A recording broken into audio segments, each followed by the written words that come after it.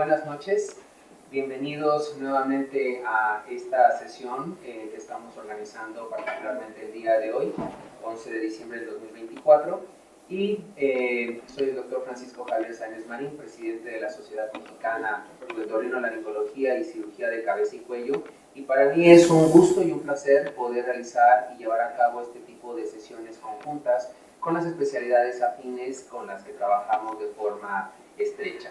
Particularmente el día de hoy estamos engalanados con la presentación y la presencia de la Asociación Mexicana de Audiología, Foniatría y Comunicación Humana, con quien vamos a presentar el día de hoy esta sesión, que estamos seguros será de su interés.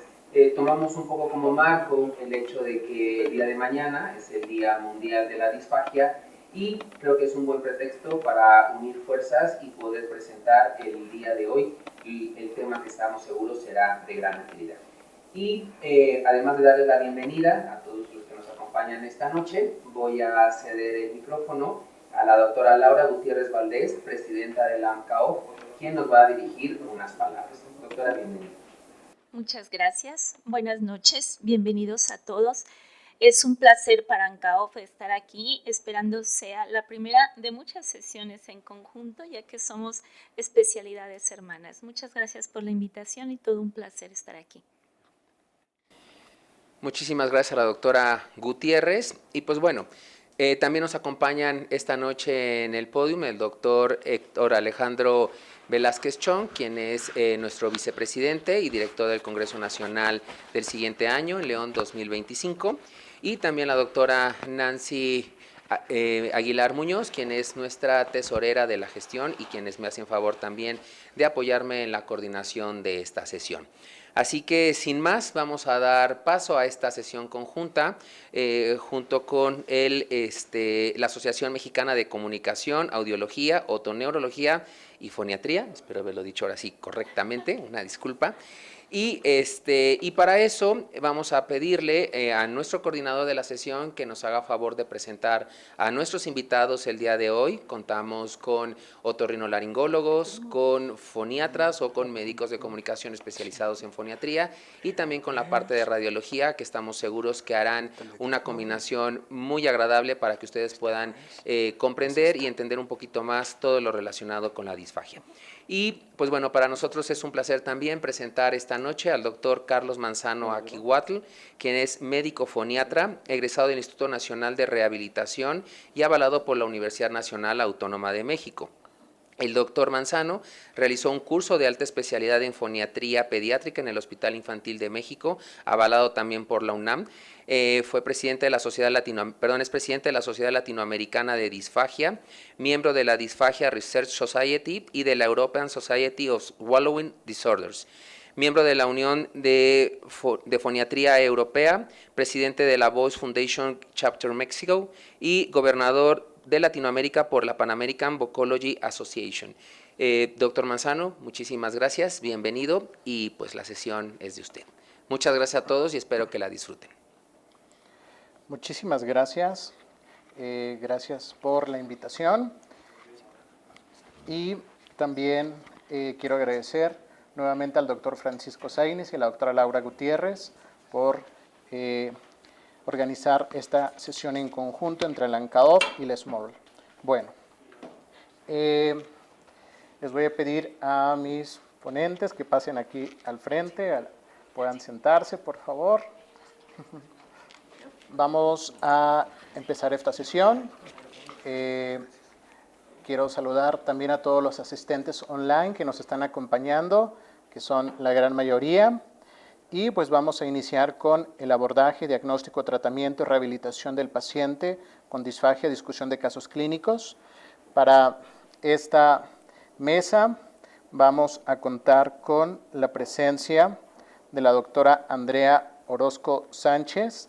Ella es otorrinolaringóloga, es especialista en cirugía de cabeza y cuello por la Universidad Nacional Autónoma de México y tiene una alta especialidad en laringología y fonocirugía en el Centro Médico 20 de Noviembre y actualmente es médico adscrito del Departamento de Otorrinolaringología del Hospital Infantil de México.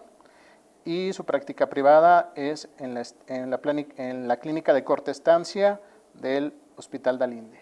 Bienvenida, doctora. Muchas gracias. También tenemos al doctor Garli. Él es Garli Daniel González Rosado. Él es médico radiólogo, es egresado de la Universidad Panamericana y es miembro de la Sociedad Mexicana de Disfagia. Muchísimas gracias, doctor Garli. También tenemos al doctor Cristian Aarón Mejía.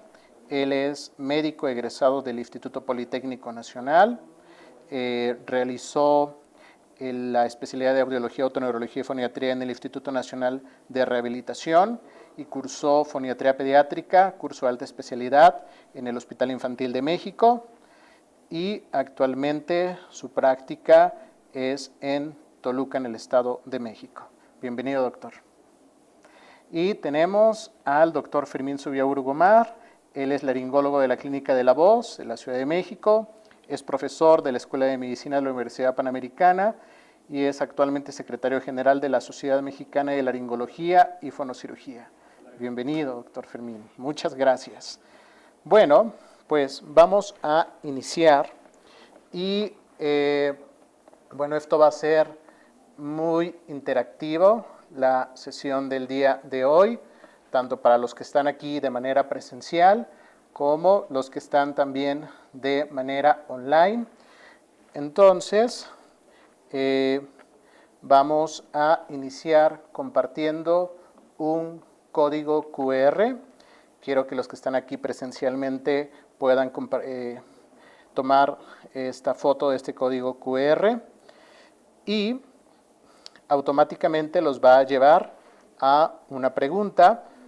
También los que están de manera online, desde su pantalla pueden tomar foto de este código QR y también los va a llevar automáticamente a una pantalla. Entonces, la agenda de esta sesión, vamos a ir presentando casos clínicos, 2 casos de adultos, 2 casos de niños. Vamos a ir haciendo preguntas a nuestros expertos que nos están acompañando, pero primero vamos a hacer una pregunta general a todo el público, tanto de manera presencial como de manera online. Entonces vamos a iniciar con el primer caso. El primer caso clínico es un paciente masculino de 68 años de edad que inicia problema de deglución caracterizado por sensación de tos y ahogamiento para sólidos desde el 2007 de manera ocasional y a partir del 2023 presenta sensación de tos y ahogamiento para sólidos de manera más frecuente. Entonces, si se dan cuenta, es un padecimiento que inicia desde hace bastante tiempo y que se ha incrementado la frecuencia en los últimos 2 años. Es un paciente ya de 68 años. Entonces, la pregunta es, ¿cuál consideran, en base simplemente a esta información, cuál consideran que sea la etiología de este paciente? Entonces, vamos a esperar, dar algunos segundos para que puedan contestar esta pregunta y ya se puedan ver las respuestas. Entonces, aquí tenemos que, de acuerdo a los resultados presenciales online, la mayoría menciona que es una causa mecánica. En segundo lugar, menciona la causa neurológica. Bueno, ya va bajando, va aumentando más la mecánica y un poco, solamente 2 respuestas de genética y de inmunología. Entonces, en base a esto, bueno, le voy a pedir primero al doctor Cristian. Doctor Cristian es un adulto mayor de 68 años de edad. ¿Cuáles son las causas principales por las que un adulto mayor puede llegar a presentar disfagia orofaringea? Pues no escuchan los online. Sí, una de las más frecuentes tienden a ser ya el envejecimiento, justamente el envejecimiento de la laringe. Sin embargo, hay que tener en mente que este paciente empezó casi 20 años antes, cuando no era un adulto mayor. Entonces tendríamos que pensarnos que no es una cuestión por envejecimiento meramente, ¿verdad? Entonces ahí tendríamos que empezar a investigar algunas otras cosas más. Hay enfermedades que son crónicas, degenerativas, que son neurológicas, y algunas de estas neurológicas tienden a ser genéticas. Entonces se tendría que investigar un poco más, porque, o sea, sí parece un caso de examen de consejo, o sea, sí es como pregunta para examen de consejo completamente, pero sí tenemos que tener en mente el antecedente del paciente que empezó prácticamente 20 años antes del padecimiento actual, que se exacerbó con el envejecimiento, que son pues dos cuestiones distintas, ¿no? O sea, eso es algo que deberíamos de mantener en observación. Perfecto. Doctora Andrea, ¿le gustaría complementar a la respuesta? Sí, doctor Carlos, muchas gracias. Bueno, me voy a ir un poquito hacia atrás a los síntomas que tenía el paciente, en los que encontrábamos principalmente tos y ahogamiento, ¿no? Entonces, estos datos son algo muy importante porque nos hacen una diferenciación en que probablemente estemos ante una disfagia orofaringea. Y ahí ya vamos a empezar entonces a ver cuáles van a ser estas causas principales en un paciente que es un adulto mayor. Definitivamente de las causas más comunes, la mayor prevalencia se ha visto en síndromes neurodegenerativos, entonces yo consideraría que esto sería algo muy importante investigar en el paciente y por supuesto que ante los síntomas que está teniendo, hacer toda una evaluación completa, puesto que tenemos que asegurar también que tenga una deglución segura sin datos de aspiración, porque la tos ya nos está dando ahí unos datos importantes para considerarlo. Como segunda causa, pues sí, efectivamente también podemos encontrar causas mecánicas, genéticas, inmunológicas, pero generalmente las causas mecánicas las vemos con síntomas más obstructivos hacia nivel esofágico, ¿no? Ya sentimos más datos de dolor retroesternal, mayores molestias posterior a que hacemos la deglución, entonces pues por el momento estaría indicado de mi parte el investigar algún síndrome neurodegenerativo. Muchísimas gracias y bueno, ahora voy a pasar a la presentación. Ustedes me dicen, muy bien, se ve bien. Entonces, de acuerdo a la literatura, hay diferentes patologías muy específicas, como mencionaron mis compañeros, por grupos de edad, y específicamente en la edad entre los 50 a los 90 años, principalmente, efectivamente son causas neurológicas, definitivamente, como esclerosis lateral amiotrófica, como por supuesto eventos vasculares cerebrales, síndrome fetario cerebral. Por supuesto que no hay que dejar de lado todas las causas de cáncer de cabeza y cuello que nos pueden producir disfagia mecánica, por supuesto, y también algo muy poco frecuente, pero que también tenemos que pensar, son en esas causas inmunológicas, como la esofagitis eosinofílica, que también nos pueden dar disfagia esofágica. Entonces, bueno, son principalmente de las patologías que se encuentran en estos pacientes. Bueno, ahora vamos a pasar a la siguiente. Continuamos con nuestro paciente. ¿Qué antecedente de importancia tenemos? Tiene una hermana con blefaroptosis, párpados caídos, y como antecedentes, cirugía de columna cervical por compresión severa a nivel de C3 y C6 en noviembre del 2023 por lordosis cervical. Tiene una disfonía desde hace 20 años de manera ocasional que se ha ido incrementando en 2019 con voz húmeda a partir del 2023. Y tiene una disartria desde hace 8 años que se exacerba desde enero del 2023 también. Entonces, bueno, ya tenemos algunos otros datos más en nuestra historia. Entonces, ahora vamos a preguntar, ¿cuáles son los estudios instrumentales indicados para el diagnóstico objetivo de la disfagia orofaringea y esofágica? ¿Cuáles son los estudios instrumentales, los estándares de oro para la disfagia orofaringea y esofágica?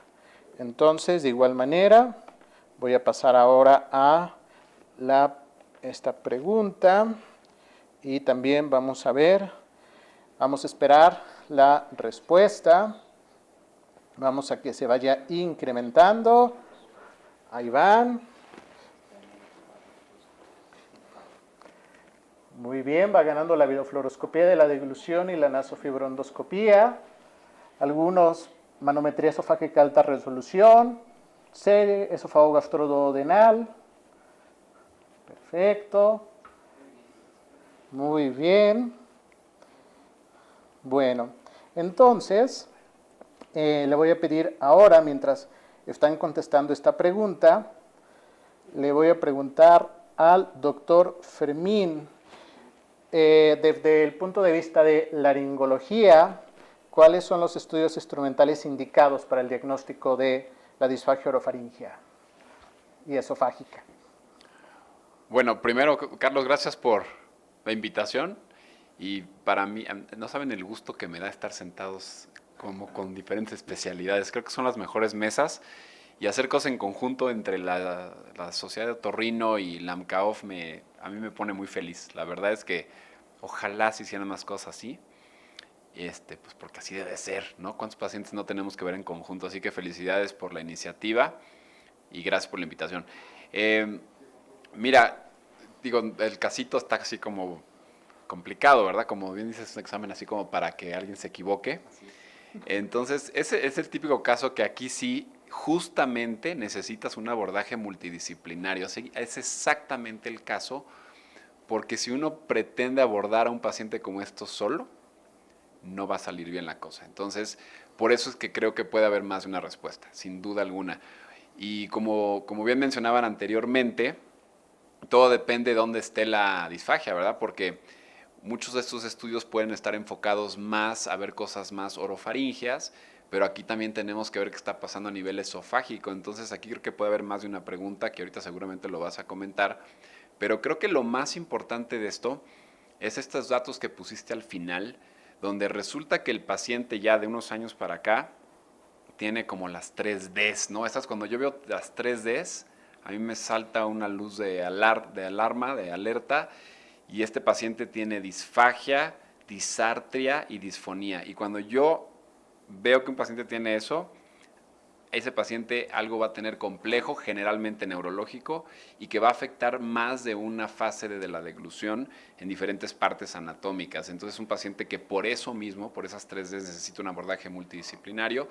Y de entrada, pues aquí ya vieron las respuestas, ¿sí? O sea, los que pusieron nasofibroscopía de la deglución y pusieron videofluoroscopía de la deglución están en lo correcto, me parecen los dos, porque son estudios complementarios, o sea, no es que uno sea mejor que otro, ¿no? Y seguramente ahorita vas a mencionar esto, un poquito de esto, pero entonces son estos casos, depende a quién le llega primero, ¿no, Carlos? Porque si me llega de entrada un paciente como estos, yo automáticamente pido valoración por foniatría, pero además, déjenme les digo que todos los que nos dedicamos a cosas específicas, la importancia de que no nada más, o sea, foniatría que tenga experiencia en deglución, porque también no todo mundo tiene experiencia en deglución, necesita una valoración completa laringológica, y ya una vez que se hace ese abordaje integral de la deglución, con foniatría, con laringología, seguramente ya va de la mano de muchos otros temas, incluyendo neurológicos, ¿no? Pero entonces aquí es de entrada valoración integral, y depende cómo llega,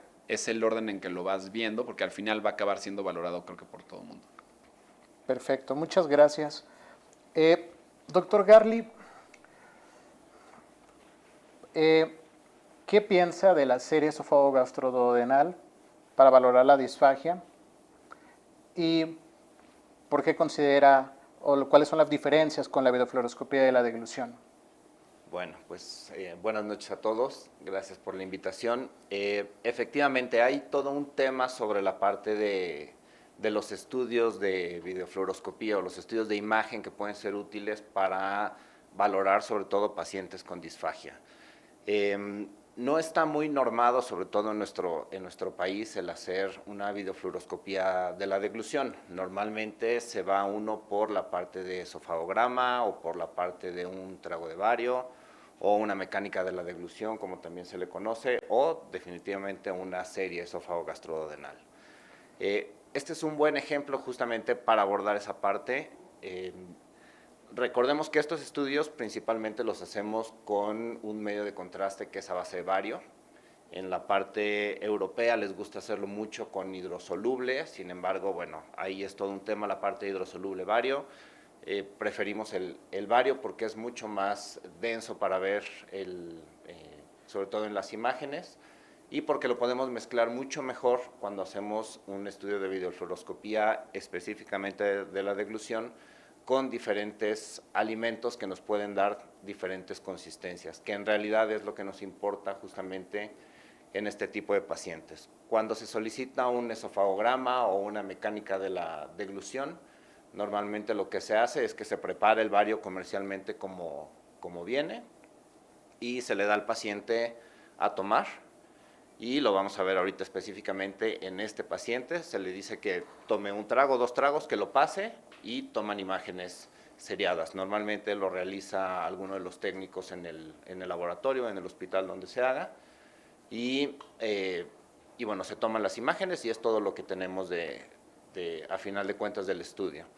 Cuando nos enfocamos a un estudio específicamente de un estudio de videofluoroscopía de la deglución, lo que nos interesa es tener imágenes en video grabadas justamente de toda la parte de la mecánica de la deglución, pero además nos interesa tener esta parte que nosotros podemos ofrecerle a la parte clínica o quirúrgica sobre la seguridad del paciente que tiene para tener justamente esta deglución. Entonces, nos interesa acercarnos lo que le vamos a dar al paciente en lo que normalmente come, ¿no? Y bueno, ahí está ya más estandarizado y hay diferentes formas de hacer el estudio, y la idea es ofrecerle al paciente diferentes consistencias y además diferentes cantidades, y pues todo esto lo vamos grabando y obtenemos diferentes imágenes.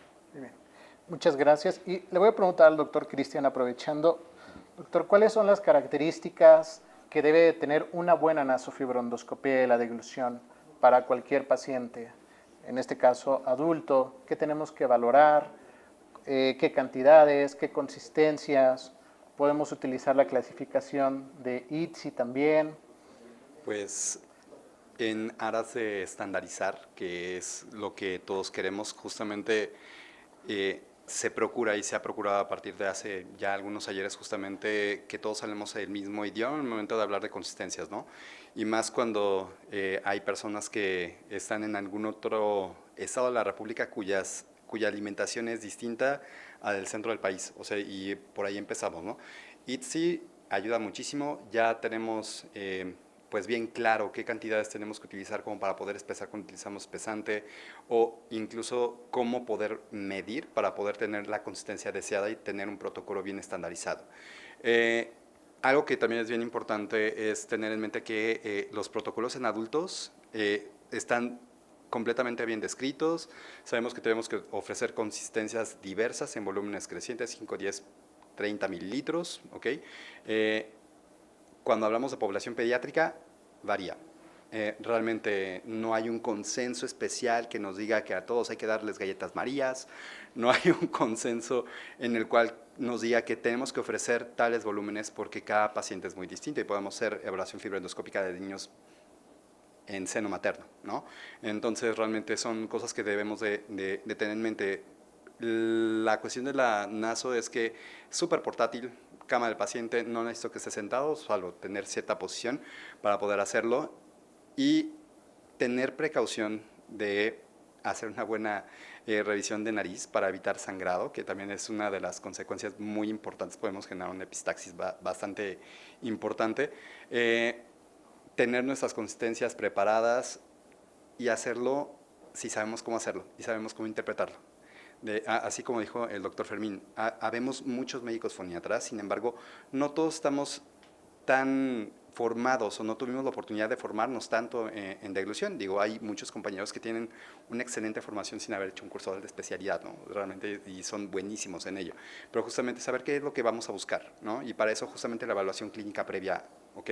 Realmente en muchas ocasiones se hacen estudios instrumentados sin haber hecho una evaluación clínica previa y a lo mejor no es el estudio indicado para esa persona, ¿no? Entonces tendríamos que seleccionar bien al paciente, ver justamente qué cantidades puedo ofrecer, ¿no? Y justamente llevar mi protocolo de forma adecuada para obtener la información deseada y eventualmente pues trazar nuestras directrices que debemos de tener en mente, ¿no? En la parte terapéutica.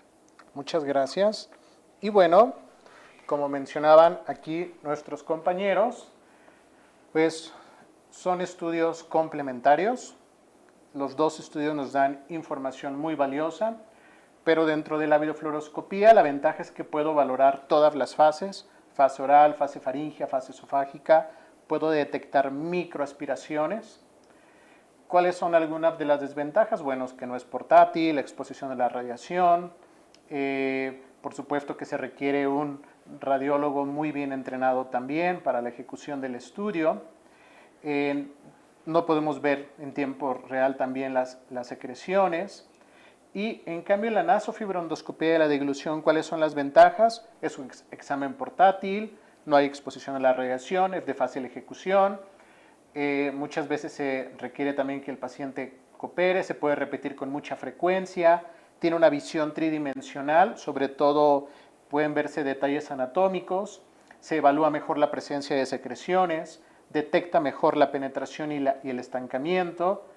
Y ¿cuál es el problema? Que no puedo valorar, solamente puedo valorar fase faríngea, pero no puedo valorar como tal una fase esofágica y también me da muy poca información de la fase oral. Entonces, si se dan cuenta, los dos estudios se complementan y nuestra recomendación es que sí pueden combinar los dos estudios de manera complementaria, sobre todo en los adultos, van a tener una información muy completa para hacer un buen tratamiento y una buena rehabilitación. Bueno, entonces, ahora le voy a pedir al doctor Garli que veamos el primer video. Entonces, vamos a ver si se puede. Aquí está. Listo. A ver, no sé si se esté viendo una imagen. Ustedes me dicen. Sí, perfecto. Vamos a pedir al doctor Garli que nos explique tantito el estudio. Bueno, entonces, como les decía, la intención es tener grabada el estudio en video del paciente. Es un estudio que obtenemos inicialmente en tiempo real y después nos da la posibilidad de poder ver cuadro por cuadro la imagen que nosotros tenemos. La intención es dar diferentes consistencias y diferentes cantidades. Normalmente cuando yo hago el reporte, para poder estar más o menos en la misma sintonía, lo que hago es que les pongo ahí una pequeña imagen de qué consistencia es la que está teniendo el paciente en ese momento. Entonces, como pueden ver, este paciente tiene una importante cantidad de residuo que está deteniéndose justo en toda la parte del espacio. Vemos como, a pesar de que pasa a través del esfínter esofágico inferior, tiene mucho residuo en vallécula, tiene mucho residuo en todo el espacio. Y entonces, lo que nos va a pasar con este paciente es que esto nos va a favorecer que pueda tener aspiraciones. A pesar de que pueda tener alguna alteración, si ustedes alcanzaron a ver ahí, hay paso del medio de contraste hacia la parte anterior, escurre un poco el medio de contraste, eso nos habla de aspiración y penetración. Sin embargo, este paciente también, al momento que hace la deglución, si ustedes ven, hay una pequeña muesca hacia la parte posterior del esófago, justo por debajo del esfínter esofágico, que es también una hipertrofia del cricofaríngeo o una banda del cricofaríngeo. Entonces, nos importa con estos pacientes ir teniendo diferentes consistencias y diferentes cantidades. ¿Por qué? Porque nosotros podemos orientar a la parte clínica la seguridad de la deglución que pueden tener estos pacientes. Si van a seguir con cierta alimentación, si se les puede o se les tiene que restringir cierta alimentación, y a veces es el punto clave para la decisión de colocación de sonda o de una gastrostomía. Nuevamente aquí con él, bueno, vemos que cambiamos de consistencia, ahora estamos con una consistencia de papilla, una consistencia mucho más espesa.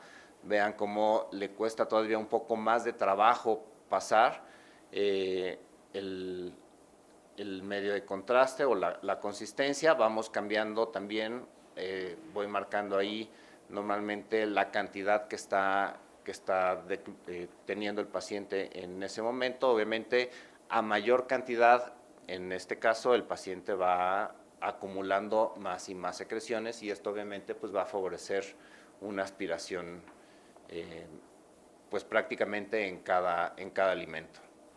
Muy bien. Muchísimas gracias, doctor Garli. Entonces, bueno, para ir avanzando,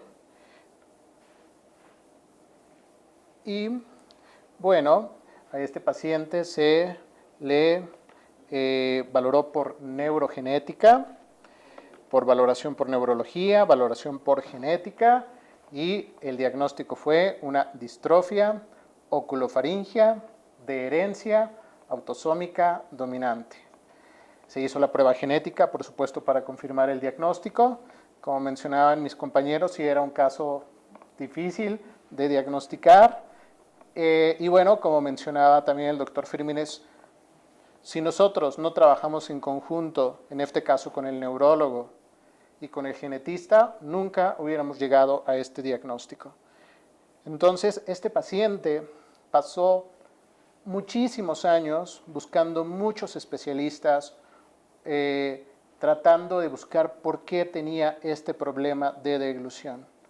Y bueno, afortunadamente, con un equipo multidisciplinario, pudimos llegar a este diagnóstico. Entonces, bueno, ahora, en base también al estudio que mencionaba el doctor Garli, que tenía una alteración en el esfínter esofágico superior, una disfunción, entonces, la siguiente pregunta es, cuando hay sospecha de disfunción del esfínter esofágico superior, ¿qué estudios están indicados? Entonces, voy a pasar nuevamente a la parte de las preguntas y les voy a pedir que vayan contestando también. Muy bien. Perfecto. Muy bien. Entonces va ganando la videofluoroscopía de deglución 26 y la manometría 22. Nasofibrondoscopía de la deglución 17. Muy bien. Bueno, entonces, en base a esto, todo lo que llevamos, doctora Andrea, ¿cuáles considera que sea el estudio de elección cuando hay alteración en el esfínter esofágico superior? Bueno, definitivamente por los hallazgos que vimos ya en la videofluoroscopía, el siguiente paso sí sería que realizáramos una manometría esofágica de alta resolución. Sí necesitamos ver en realidad cómo están las ondas peristálticas del esófago, la apertura de ese esfínter, ver si realmente al paso del bolo está siendo eficaz, que por lo que vimos en la videofluoroscopía vemos que no está siendo totalmente eficaz el paso del bolo, y pues ya una vez nosotros pudiendo diagnosticar esto con certeza, pues ver cómo podemos apoyarle multidisciplinariamente al paciente. Doctor Fermín, ¿le gustaría complementar algo? ¿La respuesta? Está perfecta esa respuesta. No, ¿sabes qué? Que creo que aquí también de lo que depende, me parece, es el grado de disfunción, porque yo como se los explico a las pacientes, como en términos generales, les digo, mira, les explico dónde está el músculo, ¿no? Digo, mira, aquí está el músculo, ese músculo tiene una presión, y tiene que tener esa presión normalmente, y cuando deglutimos se relaja para que puedas comer, pero luego se vuelve a apretar. Imagínate que en lugar de que esté apretado en un nivel 5, estás en un nivel 6 o un 7, un 8, y entonces puedes tener un grado de disfunción leve, moderado o grave, ¿no? O severo. Así es como se los explico en términos generales. Digo, yo sé que no es lo más, hay una manera como más científica de explicarlo, pero así se los explico. Y eso se los digo porque la gran mayoría de los pacientes que me toca ver tienen un grado leve. Son los pacientes que tienen la sensación de nudo en la garganta, que en inglés a todo el mundo le llama lump in the throat sensation, ¿no? Tienes algo atorado y sientes que no pasa, y son cosas que le hagas lo que le hagas, de cualquiera de los estudios que estás viendo aquí, a veces no sale nada muy, muy evidente, ¿no? le puedes hacer una manometría y dicen, pues todo bien, le puedes hacer una videofluoroscopía, ¿no? Algún paciente por ahí con Garly también, que como que pues yo siento que, y, pues es que no se ve nada muy evidente porque es leve. Y son los pacientes que solo por clínica lo sospechas y responden a medicamento. De ahí va subiendo en intensidad y entonces ya cuando lo logras ver radiológicamente es porque ya hay una cosa ahí más en serio y por supuesto la manometría también. Entonces creo que depende mucho el grado y el grado lo determinamos en base a la consulta inicial y en base a la historia clínica y a los síntomas. O sea que esa creo que es la parte más importante como para poder decidir cuál es tu camino a seguir o qué tantos estudios le vas a pedir. Porque si llega alguien con un grado leve de, siento aquí, digo, como cuando ves una película y te emociona, sí, así, nudo en la garganta. Y siento que de repente me cuesta trabajo, pero no han perdido de peso, o sea, están haciendo su vida normal. No les voy a mandar todo eso, porque son pacientes que con una prueba terapéutica, con medicamento, generalmente mejoran, ¿no? Entonces, creo que depende, en mi caso en particular, así es como lo abordo y ese sería como el consejo que podría dar para los que nos estén viendo que les llegue un paciente así, ¿no? Sí. Gracias, muchas gracias. Doctor Garly, ¿cómo se ve radiológicamente? ¿Qué hallazgos encontramos radiológicamente cuando hay una sospecha real de esfínteres, de alteración del esfínter esofágico superior? Pues más o menos justo como lo veíamos ahí, es la típica imagen que está descrita como esa muesca posterior al paso del medio de contraste que no termina de dilatar el esfínter esofágico superior, permanece esa muesca siempre que pasa el medio de contraste y bueno, y normalmente hay un residuo en esa zona. Muy bien. Entonces,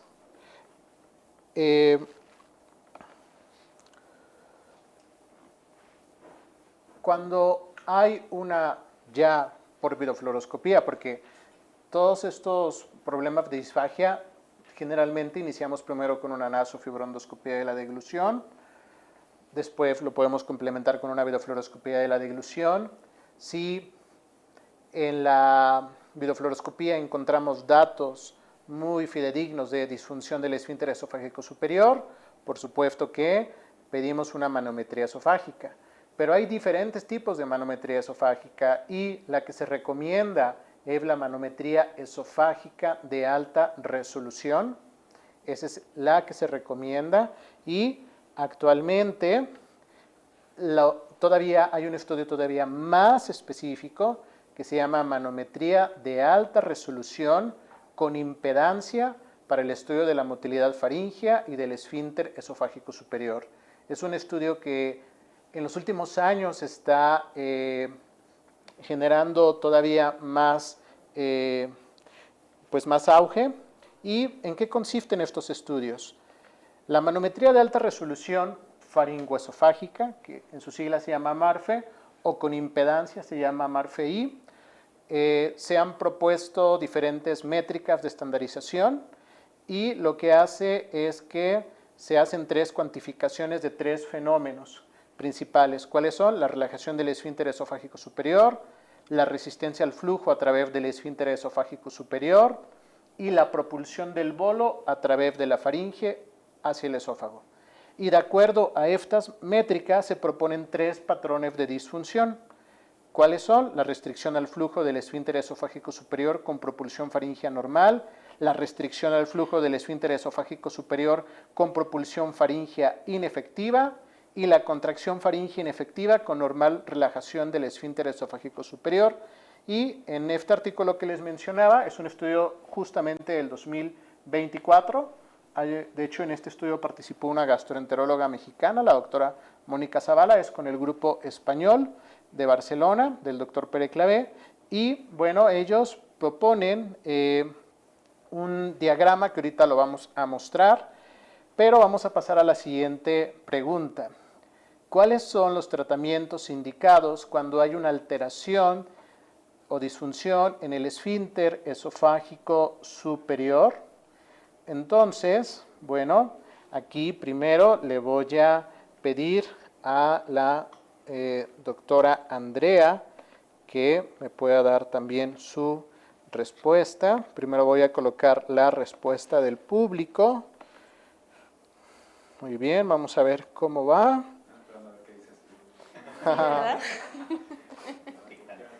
Ahí van. Aquí dicen medicamentos, algunos, miotomía cricofaringea, dilatación con balón neumático, algunos dicen toxina botulínica. Entonces, mientras se van generando las respuestas, doctora Andrea, ¿cuál es su opinión? Pues la verdad es que son todas las opciones que tenemos a la mano para tratar una disfunción del esfínter esofágico superior. Y esto va a depender de, pues como bien decía el doctor Fermín, de nuestro paciente, a qué nos estamos enfrentando, qué diagnóstico es el que sospechamos, la severidad y obviamente las opciones que le podamos ofrecer. Sabemos, por ejemplo, que respecto a los medicamentos, por ejemplo, cuando estamos ante pacientes que nuestra principal sospecha es enfermedad por reflujo gastroesofágico, podemos iniciar con esta prueba terapéutica de inhibidores de bombas de protones, darla alrededor de unos 2 meses, ver cómo evoluciona el paciente y ver si realmente hay mejoría. Pero cuando ya nos encontramos ante estas alteraciones como nuestro paciente, en este caso en específico, en donde vemos una alteración en todas las fases de la deglución, tenemos ya un diagnóstico neurológico secundario a una causa genética, pues sí tenemos obviamente que ser un poquito más agresivos en el tratamiento que vamos a ofrecer. Y pues la verdad es que aquí yo siempre tengo esta discusión en el sentido de que pues la cirugía que realicemos sea la que más dominemos, la que le pueda beneficiar al paciente y la que sea específica para la causa que nosotros estamos tratando. Pero si hablamos así en términos generales, pues diría que la miotomía del cricofaringio es una elección quirúrgica, al menos que nosotros en laringología podemos realizar y que ha tenido muy buenas tasas de respuesta cuando tenemos esta hipertrofia del esfínter. Y si nosotros visualizamos falla, podemos complementarla, por supuesto, con una dilatación con balón neumático y también con aplicación de toxina botulínica, ¿no? Y ir viendo básicamente cómo vamos viendo la mejoría y el seguimiento en nuestro paciente. Muy bien, doctora. Bueno, aquí estoy de acuerdo en que tenemos que empezar de menos a más, desde lo más simple hasta lo más complejo, desde lo menos invasivo hasta lo más invasivo. Entonces, doctor Fermín, ¿nos podría explicar un poquito sobre la prueba terapéutica que usted hace en estos casos? ¿Qué medicamento utiliza? ¿Cómo lo va manejando con el paciente en esos casos leves? Pues en los casos leves, primero, creo que la parte la más importante al principio es asegurarles que no tienen cáncer. Okay. Porque sienten que tienen algo ahí, una pelota atorada. Y ya están seguros que tienen algo malo. Y ya vieron a mucha gente y entonces llegan con entonces tú les ves los ojos. Y lo primero cuando acabo de revisar les digo, no tienes cáncer. Y tú ves como la mayoría como que suspiran y se relajan tantito, ¿no? Hay una cosa que también les puedo dar como un buen consejo de hacer, y eso es cuando estamos revisando pacientes en casos leves, hay como dos cosas que pueden reproducir mucho los síntomas de que el esfínter esofágico superior, el músculo cricofaringeo, está teniendo ahí como una contracción, un espasmo. Uno es la palpación externa a nivel del cricoides, porque si ustedes aprietan esa zona, no hay muchas cosas anatómicamente ahí que puedas comprimir. Digo, la laringe es un esqueleto rígido, pero si tú lo empujas, vas a apachurrar el músculo cricofaringeo. Entonces, al apretarlo en esa zona, dicen exactamente así es como siento. Esa es la primera. Y la segunda, usamos el endoscopio flexible, como si fuera la extensión de nuestros dedos para palpar. O sea, a mí me encanta meterme con la cámara, ya que veo la laringe, veo todo, me meto con la cámara flexible y ahí es donde es importante hacerlo flexible. Me meto atrás de aritenoides y con la cámara flexible me voy como si quisiera hacer una esofagoscopía. Me meto directo, trato de meterme a la zona superior, digamos, del cricofaringeo y les digo, te voy a tocar en diferentes puntos y quiero que me digas cuál se acerca más. Entonces toco de repente pliegue aritenoepiglótico de un lado, del otro, aritenoides, lo hago como, y le voy dando números. Y al final me meto atrás y le digo, número 4, y me voy para atrás. Y lo hacen ahí. Porque luego es difícil que los pacientes no pueden identificar el punto exacto de una zona del cuello. Es muy complejo para ellos, al menos de que lo palpes. Y la palpación lo hace uno con el flexible. O sea que esos son los dos como consejos de revisión. Y una vez que sospechamos eso, la prueba terapéutica pueden ser muchas cosas, pero es un músculo grande, es un músculo fuerte. Y no cualquier relajante muscular va a relajarlo. Entonces aquí se llegan a dar, o por lo menos lo que está descrito y lo que yo llego a hacer, es que llego a dar normalmente benzodiazepinas a dosis bajas y puede ser, por ponerles un ejemplo, diazepam 10 miligramos, les doy la mitad de la tableta. Cuando uno les asegura que no es cáncer, que no tienen algo malo, que no van a morirse de eso, ya nada más con eso se relajan y ayuda muchísimo, ¿eh? O sea, darles esa retroalimentación de que no tienen algo peor y les dices, te puedes tomar 20 estudios, ¿eh? Resonancias, tomografías, si no es que ya se las hicieron y va a salir todo bien.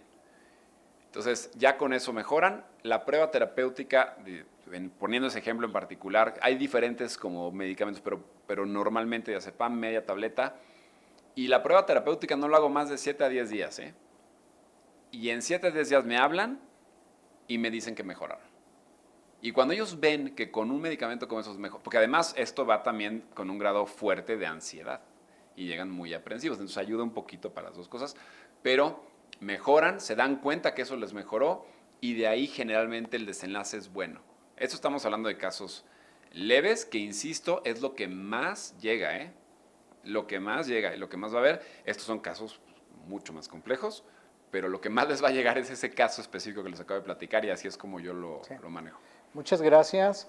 Doctora Andrea, la cirugía de cuello y específicamente la cirugía del esfínter esofágico superior a veces es una tierra árida, donde a veces el cirujano gastroenterólogo o el otorrinolaringólogo o el cirujano de cuello a veces no le entran tanto a este tipo de cirugías.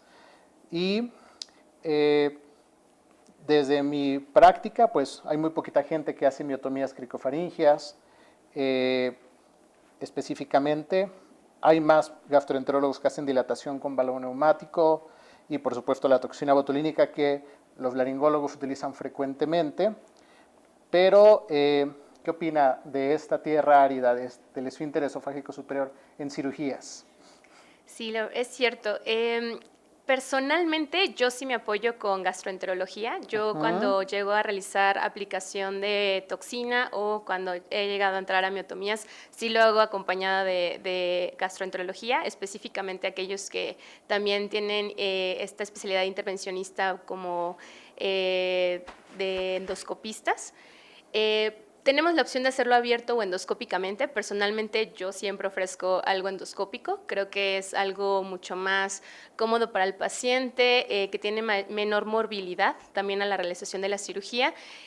Siempre tratamos de iniciar, como me apoyo con gastroenterología, con dilatación con balón y aplicamos algo de toxina botulínica en el mismo evento quirúrgico y en caso de que hay alguna falla podemos volver a repetir esta dilatación unas 2 o 3 ocasiones y si vemos falla, pues básicamente sí, el paciente ya lo derivo a gastroenterología para valorarlo de la miotomía del cricofaringio. Sí, sobre todo para esos casos severos, ¿no? Complicados, que no han respondido a medicamentos y que no responden de pronto a dilataciones o a toxina y que muchas veces el último paso es la miotomía cricofaringia.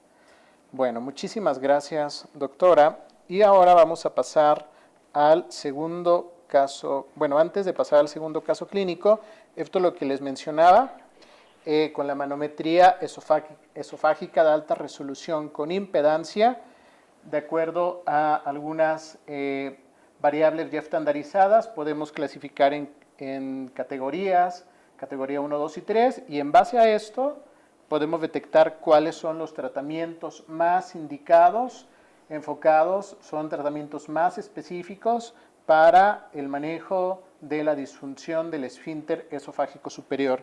Entonces, si quieren conocer un poquito más de esto, como les mencionaba, pueden leer este artículo, es del 2024, es muy actualizado, y aquí este grupo español-mexicano nos está mostrando un algoritmo de intervención en base a los resultados para que podamos tomar decisiones terapéuticas más objetivas. Bueno, ahora voy a pasar al segundo caso clínico. Vamos a pasar a la parte de pediatría. Es un paciente de 2 años 6 meses. Es un paciente igual masculino con sospecha de diagnóstico clínico de síndrome de Goldenhar. Es enviado para protocolo de valoración de la deglución.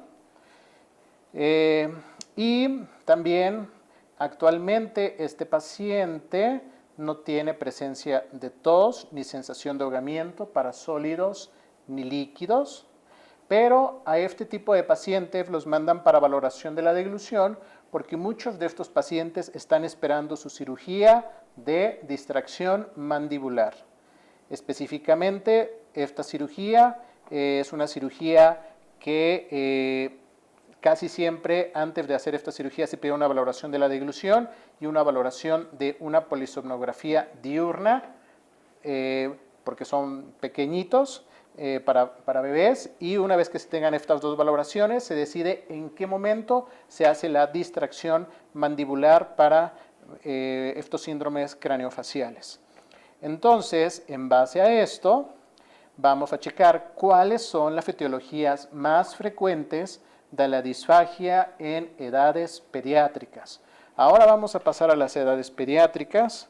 Entonces, vamos a pasar aquí y también les voy a pedir de favor que vayan contestando cuáles son las etiologías más frecuentes de la disfagia en edades pediátricas. Y para esta pregunta, le voy a pedir al doctor, bueno, vamos a esperar un poquito más. Malformaciones craneofaciales va ganando 8, neurológica 5, prematurez 5, traqueostomía nadie dice hasta ahorita nada. Y bueno, doctor Cristian, ¿cuáles son esas etiologías más frecuentes en edades pediátricas? Todos están yendo por malformaciones craneofaciales, pero más bien tendríamos que hablar de malformaciones de laringe. O sea, creo que tendríamos que pensar primero en justamente en laringomalacia, que es la más frecuente que pudiéramos llegar a encontrar. Y de ahí nos vamos justamente por factores de riesgo, ¿verdad? Prácticamente 40-70% de los pacientes recién nacidos pretérmino antes de las 32 semanas van a tener alguna alteración en deglución. Entonces yo creo que tendremos que pensar justamente malformaciones de laringe, nos vamos a prematurez y ya posteriormente los daños neurológicos no se ven montados al inicio, salvo que ya hayan nacido con alguna falla de migración del sistema nervioso, hendiduras de los hemisferios o con alteraciones en tallo cerebral que son bastante infrecuentes. Entonces yo creo que sí tendremos que pensarnos primero malformaciones congénitas de laringe, principalmente la laringomalacia. Segunda, prematurez. Tenemos aproximadamente hasta el 10% de recién nacidos prematuros de todos los recién nacidos. Entonces, teniendo en cuenta esa parte, pues yo me iría primero malformaciones congénitas de laringe y prematurez. No es frecuente que una malformación craneofacial de una disfagia orofaringia. Habitualmente son trastornos oromotores y principalmente el labio paladar hendido. En algunos casos, los niños que nacen con craneosinostosis, que tienen alguna alteración justamente del esfínter velofaringeo, mejor podríamos encontrar igual algunas fallas por ahí mecánicas, pero meramente orofaringia, más bien sería un trastorno oromotor, ¿no? Tendremos que abordarlo desde esa forma. Entonces yo sí me inclinaría un poquito más por primero pensar en una malformación congénita de laringe, posteriormente prematuros. Muy bien. Doctor Fermín, ¿qué opina? Totalmente de acuerdo contigo. Yo no tengo experiencia en disfagia en edades pediátricas. Es muy bonito. Vamos a decirle a la doctora Andrea entonces. Gracias. La verdad es que también estoy totalmente de acuerdo. Es también lo que más vemos nosotros en el hospital, pacientes prematuros. En nuestra área que es otorrino, específicamente laringología, también para agregar, no podemos olvidar también todas las alteraciones de vía aérea superior, no solamente laringias, sino que también muchas veces vemos, no tan frecuentemente, pero que ciertos trastornos como atresias de coanas, ciertos quistes que puedan estar a nivel de boca, simplemente una hipertrofia adenoamigdalina puede ocasionar en ciertos pacientes algún grado de disfagia que pues, generalmente va a ser algo leve. No vamos a ver a lo mejor mucha alteración como en los prematuros o en los pacientes con algún síndrome neurológico, pero también es parte de nuestro abordaje en la consulta, por supuesto, dentro de nuestra investigación en el desarrollo del niño, que queremos que tenga un buen crecimiento, una adecuada ganancia de talla, peso, el que por supuesto estemos también nosotros haciendo toda una evaluación completa a nivel externo y también en vía aérea superior. Muy bien, muchas gracias.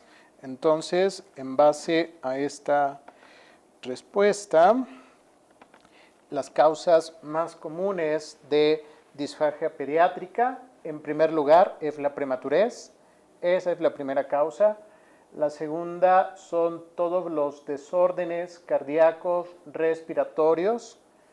En tercer lugar también tenemos los desórdenes gastrointestinales, como reflujo gastroesofágico, y desórdenes neurológicos, microcefalia, hidrocefalia, etcétera, hemorragia intraventricular. En cuarto lugar tenemos anormalidades congénitas, como malformaciones craneofaciales, labio paladar hendido, síndrome de Down.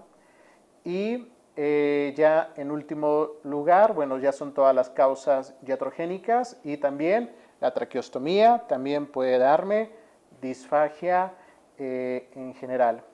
Entonces, por supuesto, las causas neurológicas, prematurez son las principales, y bueno, también algunas malformaciones craneofaciales. Entonces, en base a esto, ¿cuáles son los estudios instrumentales para la disfagia orofaringea en edades pediátricas? Y aquí le voy a pedir a Cristian también su respuesta, pero vamos a ver primero la encuesta. Vamos a ver.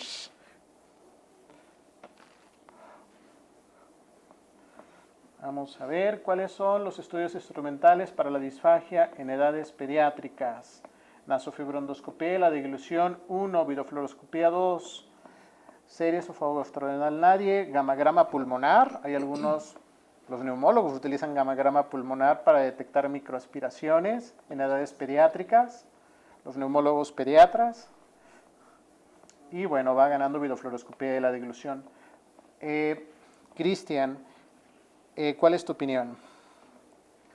Igual que como hablamos con los adultos, son estudios complementarios y también depende de lo que se tenga accesible en el lugar en donde estemos trabajando. Hay compañeros en diferentes centros de trabajo que lo único que tenemos es fluoroscopio, y si tengo fluoroscopio, hago fluoroscopía, punto. Y aparte, o sea, también de igual manera, hay que aprender a hacer fluoroscopía. O sea, en mi caso, digo, yo no cuento con un doctor Garli a la mano, como para decirle, doctor Garli, ayúdeme, por favor, ¿no? Realmente es una gran herramienta tener a un colega que sea imagenólogo, que nos pueda ayudar a hacer un protocolo que a nosotros nos dé información. Sin embargo, no hay más que como conozco al doctor Garli y otro doctor que estuvo en el curso que tuvimos recientemente de fluoroscopía, 2. En mi centro de trabajo no hay, entonces quien se mete a hacer fluoroscopía soy yo. Entonces, en los que estamos entrenados de cierta forma o tenemos conocimiento de cómo hacer fluoroscopía, hacemos fluoroscopía cuando no hay un endoscopio neonatal a la mano si estoy hablando de un neonato. O sea, ¿puedo hacer evaluación fibroendoscópica en un neonato? Claro que sí. Pegado a seno materno, podemos regular al niño perfectamente bien con meseo, con succión no nutritiva, y podemos hacer una evaluación fibroendoscópica, claro que sí. O sea, no está peleado ningún estudio con la edad de nadie realmente. Incluso podemos hacer estrategias de dosonda para empezar a hacer fluoroscopía también con medio varitado. Podemos poner como si fuera una estrategia de relactación, justamente colocar una sonda adherida a la glándula mamaria de la mamá mientras el bebé está tomando con una solución varitada, y empezar a observar justamente cómo está la dinámica deglutoria del paciente. O sea, realmente son estudios complementarios, es el estudio que tengamos a la mano, ¿no? De igual forma, cuando estamos hablando de población neonatal, y principalmente, o sea, en disfagia pediátrica tenemos que separar a los pacientes por grupos etarios sí o sí. O sea, no puedo medir a un niño neonato o a una persona neonata que me diera un niño que ya está en alimentación complementaria, o un niño que ya tiene 1 año de vida, o un niño que ya tiene 2 años, ¿no? Entonces, en neonatos, el estudio que sepamos que nos va a funcionar es el que tenemos que hacer. Sin embargo, previo a, ya tuvimos que hacer una exploración neurológica. Nosotros como médicos foniatras, en mi caso, la exploración neurológica, nervios craneales, perfectamente bien hecha, escalas de desarrollo neurológico, Amiel-Tison, Hammersmith, la que sepamos utilizar, tenemos que aprender a utilizar, o incluso hacer ángulos franceses o hacer lo que sepamos de hacer exploración neurológica perfectamente bien, y evaluar succión no nutritiva y evaluar succión nutritiva. En eso también utilizamos escalas, está EFSA, POFRAS, NOMAS, que son como las que nos dan un poco más de puntajes, que nos puede dar a entender, ok, si tengo gran riesgo o no estoy hábil para empezarme a alimentar por vía oral. Entonces, ya, pasando a los neonatos, ¿no? Si ya estoy con un niño en edad de alimentación complementaria y se puede sentar, pues perfectamente podemos hacer una fluoroscopía y nos va a dar muchos datos de cómo está propulsando desde todo, o sea, realmente, y se puede hacer tranquilamente, ¿no? También podemos, es un poco más complicado en condiciones de regulación, porque pues ya hay un poco más de sensibilidad y conciencia ante el dolor, ¿no? No tanto como un neonato. Entonces debemos ser un poco cautos sobre qué facilidad hay para regular al paciente o no.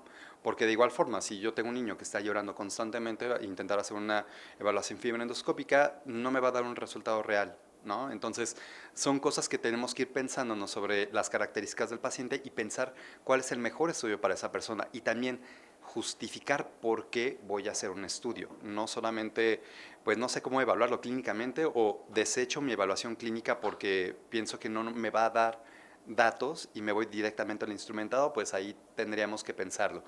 En efecto, el gamagrama pulmonar en diferentes compañeros, tanto neumología como gastroenterología pediátrica, lo utilizan justamente para lograr identificar si tenemos aspiración y empiezan ellos a ver que se pintan un poco más los lóbulos superiores. Está bastante bien. Y la serie esófago gastroduodenal, en algunos foros de gastroenterología nos dice, si yo tengo y sospecho de una alteración mecánica de esófago, la pido. Si no sospecho, y la mayoría de los compañeros gastroenterólogos que por fortuna yo conozco dicen, ok, esto no es reflujo, va al foniatra. O sea, eso no me corresponde, directamente va para allá, ¿no? Entonces son cosas que tenemos que pensar realmente. Estudios, siempre la evaluación fibroendoscópica y la videofluoroscopía de deglución son complementarias. Los compañeros, diferentes compañeros de las diferentes áreas, dependiendo de su órgano, de expertise o de cuestiones que tengamos que investigar, van a ser los estudios que ellos vayan a solicitar para descartar que sea de su área, para referirlo también. Muy bien, muchas gracias. Doctor Garli, pues esta es la videofluoroscopía del paciente. ¿Nos puede ir apoyando? Sí, bueno, como decíamos, como decía el doctor Cristian, la verdad es que la videofluoroscopía la podemos hacer prácticamente de cualquier edad. No hay una restricción, salvo por las cuestiones de la radiación y demás. Hay que buscar siempre una postura cómoda para el paciente. Siempre pacientes que no logran todavía el sostén cefálico complica un poco más. Pero normalmente pacientes pediátricos que ya tienen un sostén cefálico se pueden sentar perfectamente para hacer el estudio. Y aquí, bueno, pues hay que lidiar un poquito a veces con los pacientes, obviamente mientras más grandes, mientras más alteraciones puedan llegar a tener, a veces se complica un poco el poder hacer el estudio, pero bueno, normalmente todos cooperan.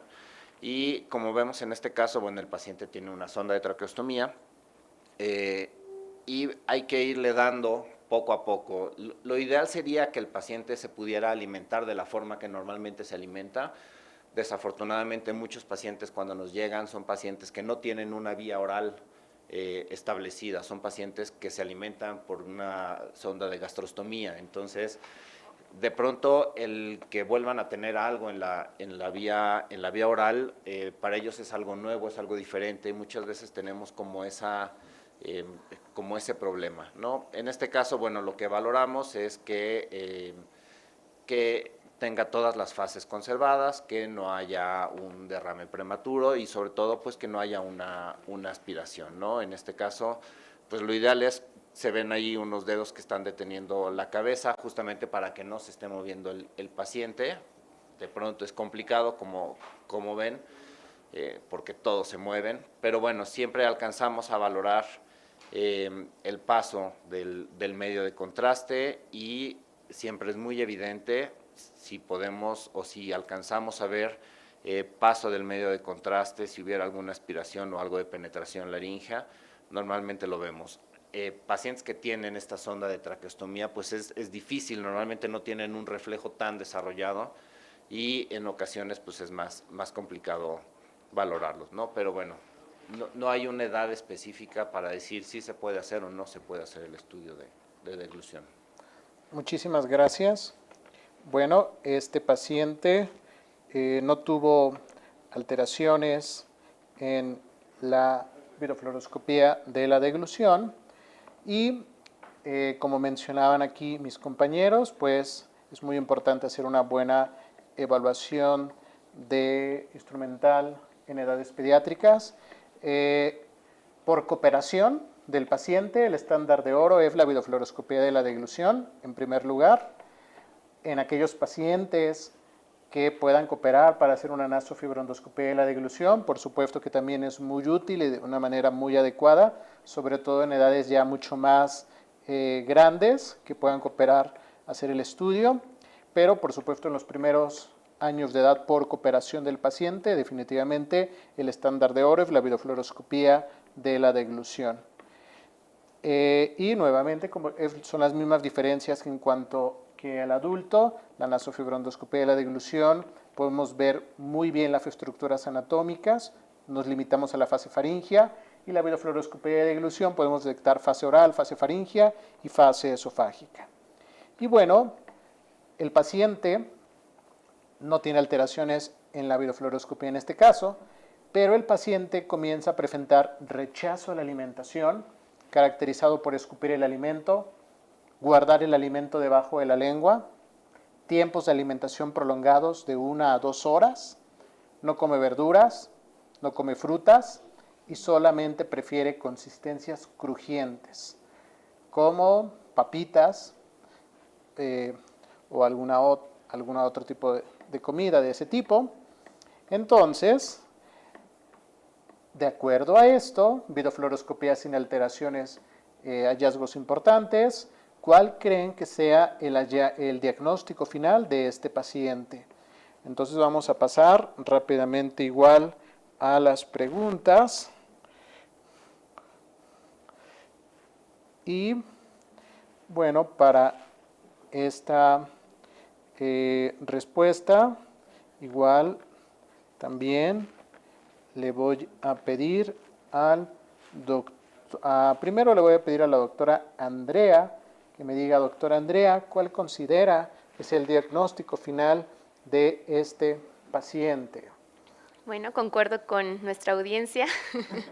Definitivamente pues estamos ante un paciente que no vemos mucha sintomatología. En realidad los síntomas que nos referían desde un inicio eran síntomas muy leves, nada específicos, no encontrábamos en realidad algún dato importante de disfagia. Aún así, por los antecedentes que tiene y lo que comentamos a futuro de su tratamiento, se realiza la evaluación y pues tampoco vemos alteraciones. Entonces, pues definitivamente es algo común que también vemos en edad pediátrica y que también vemos asociado a muchos de nuestros síndromes y nuestros pacientes que también tienen algún tipo de deterioro neurológico. No sé si específicamente este paciente tenía algo de deterioro neurológico, pero es el trastorno de la alimentación pediátrica, en donde podemos nosotros, sin observar necesariamente algún tipo de dificultad al paso del alimento, tener ciertas conductas o aversiones hacia alimentos específicos, pues que muchas veces es porque el paciente no había estado antes en contacto con ellos, porque a lo mejor hay algún trastorno conductual que en ese momento está asociado a algo neurológico por el cual está rechazando los alimentos, a lo mejor también la técnica, cómo le presentamos al paciente como papás estos alimentos. Al principio puede haber rechazo y que después a esto tengan alguna sensación negativa hacia ese alimento y que decidan ya no consumirlo, ¿no? Y pues obviamente también el sabor, ¿no?, de esos alimentos que generalmente son los que prefieren los pacientes pediátricos. Muy bien.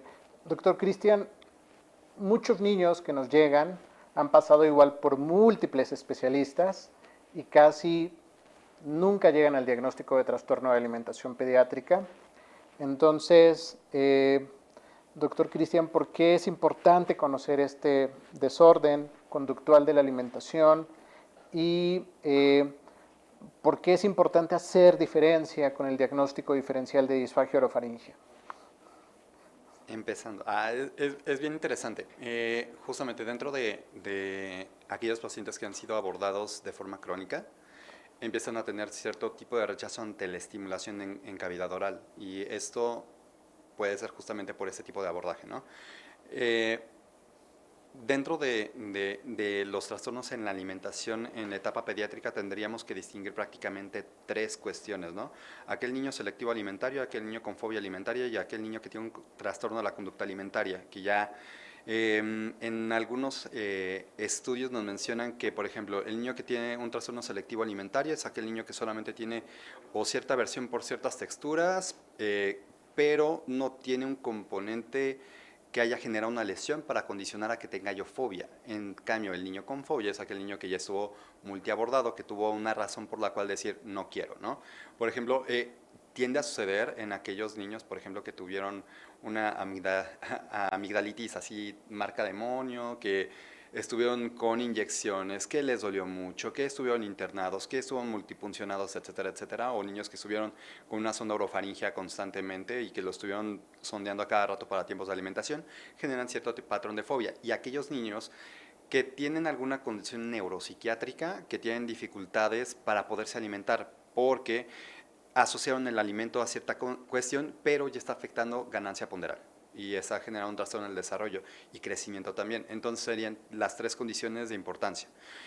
Importante identificarlo de manera temprana. Sí, podemos empezar a ver patrones de trastornos en esta cuestión de la conducta alimentaria desde la alimentación complementaria, desde el inicio de alimentación complementaria, y para eso, pues, los que estamos y que trabajamos con niños, pues tendríamos que apoyarnos mucho del gastroenterólogo pediatra o del médico pediatra que sepa hacer alimentación complementaria de forma actual, ¿ok? Muchas veces se esperan como la forma clásica de inicio con las frutas, después me voy con las verduras y hasta después del 8º mes empiezo con proteínas de origen animal. Y cereales sabrá Dios cuándo, ¿no? Porque, híjole, Satán, ¿no? O que los frijoles no, se va a empachar, Dios mío santo. Entonces, justamente las estrategias actuales, pues tengo que ofrecer todos los grupos alimentarios desde que empiezo la alimentación complementaria. Esto nos va a ayudar justamente a empezar a generar tolerancia a los diferentes sabores, importantísimo, ¿no? Y la actitud que tenga yo al momento de ofrecer el alimento, el chamaco va a poner cara de, ¿qué me diste? ¿No? Guácala, sabe horrible. Entonces yo tengo que tener mi cara así, oye, qué delicia, tu pollo está delicioso, qué rico está el pescado. Entonces se estima que alrededor, el paciente debe de tener de 15 a 30 exposiciones a la misma consistencia de forma constante para generar tolerancia. Entonces, si el papá empieza a pescar o la mamá empieza a pescar esa reacción del niño con la cara de, entonces yo refuerzo al niño con mi cara, entonces el niño ¿qué va a hacer? No quiero, no me lo das, no lo acepto, ¿ok? Entonces, desde esa introducción inadecuada a la alimentación complementaria tendríamos que mantener focos rojos. Aquellos papás que son selectivos alimentarios, de por sí pueden generar un niño selectivo alimentario. Aquellas papás, mamás que tienen más edad, que justamente gestaron a su niño en una etapa más adelante de la vida, y aparte, que tienen más educación, son los niños que más presentan selectividad alimentaria, ¿ok? Y justamente, ¿por qué tenemos que identificarlo? Porque también tenemos que identificar otras condiciones neurológicas. Así como lo comentaste, digo, hay hasta el 40-70% de niños con trisomía 21 van a tener rechazo a alguna textura alimentaria en algún momento de la vida. De igual forma, el paciente que nació pretérmino. Entonces, son población que debemos de mantener en vigilancia. Y los más característicos de todo el universo son los niños que tienen trastorno de espectro del autismo, pero ellos pueden tener un trastorno de integración sensorial que condicione a la selectividad alimentaria.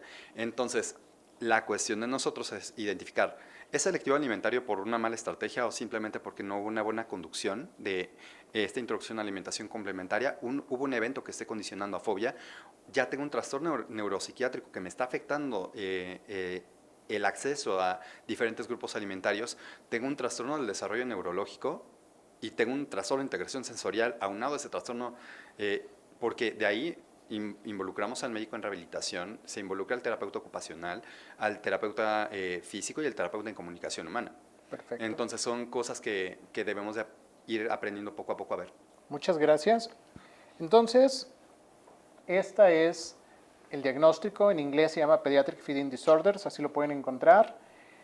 En 2019 se hizo un consenso por varios expertos y este artículo lo pueden checar también, es el más reciente sobre la definición, los criterios de inclusión, que deben de corresponder a un trastorno de alimentación. Entonces, en base a esto, ¿cuál es el tratamiento de este paciente? Entonces, rápidamente vamos a checar en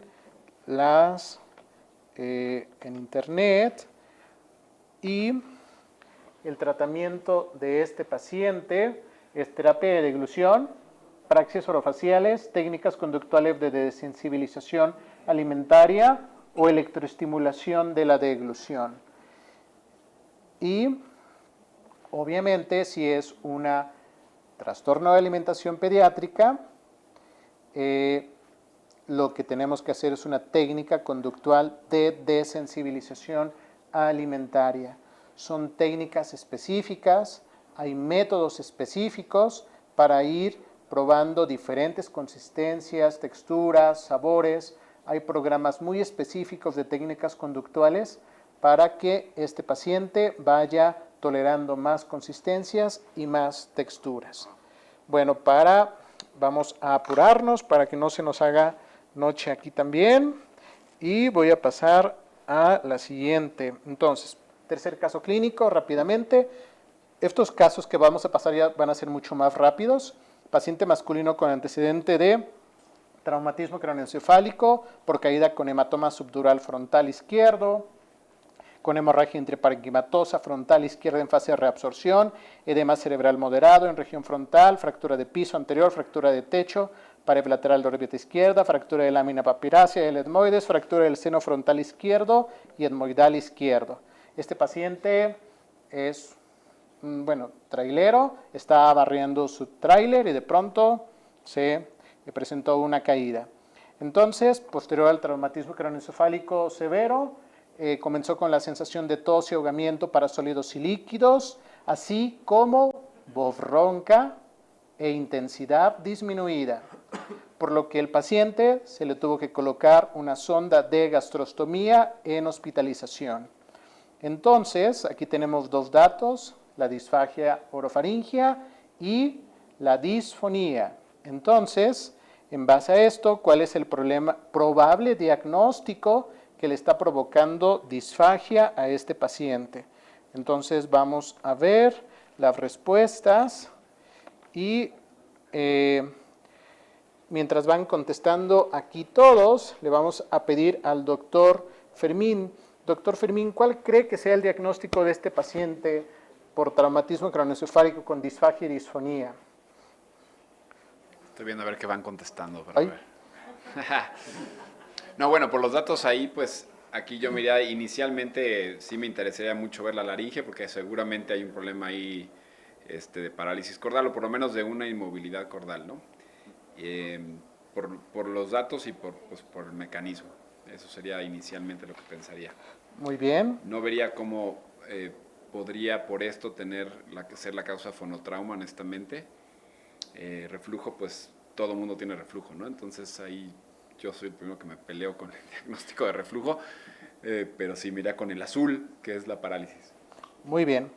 Entonces, en base a la parálisis cordal unilateral, que efectivamente tiene este paciente, es muy importante determinar que las parálisis cordales unilaterales cursan con disfagia.